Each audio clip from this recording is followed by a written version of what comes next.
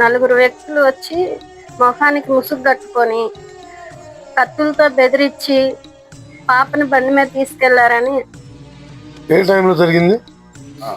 మధ్యాహ్నం భోజనం టైంలో జరిగింది సార్. పాప వయసు ఎంత ఉంటుంది? 9 సంవత్సరాలు ఉంటుంది సార్.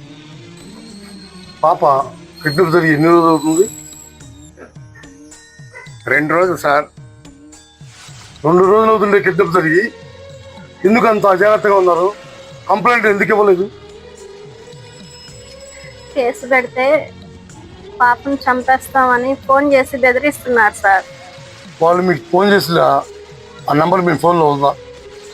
ఉంది సార్. పాప కిడ్నాప్ విషయంలో ఎంక్వైరీకి వచ్చాను. వచ్చిన తర్వాత మాట్లాడతాను.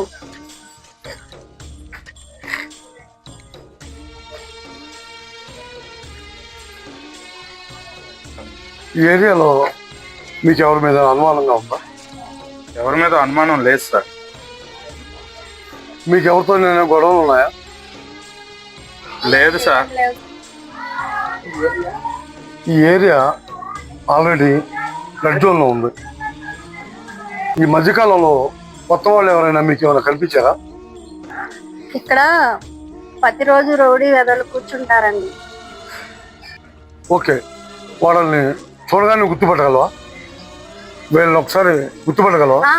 వీళ్ళే సార్, ప్రతిరోజు ఇక్కడే కూర్చొని ఉంటారు సార్ వీళ్ళు. వీళ్ళ మీద ఎప్పటి నుంచో నేను నిఘా పట్టించాను. వీళ్ళని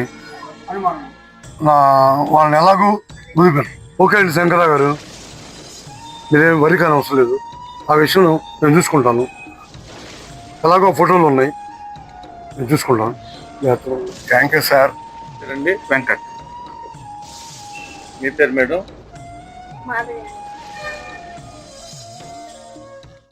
ఇదే ఏరియా కింద వస్తుందండి. అమ్మా, ప్రతి ఒక్క విషయం అన్నిటికి సార్ గారు చూస్తారు. మాకు ఏ ఇన్ఫర్మేషన్ వచ్చినా మేము చెప్తాము. మీకు ఎలాంటి అనుమానాస్పదంగా ఏమన్నా కనపడినా మాకు వెంటనే చెప్తుందమ్మా. మా నంబర్ కూడా మీకు ఇస్తున్నాము, మీరు తీసుకోండి. మీరేం భయపడకమ్మా. మీ పిల్లల్ని మీకు ఇచ్చేంత వరకు నేను ట్రై చేస్తాను గట్టిగా మీకోసం. Thank you.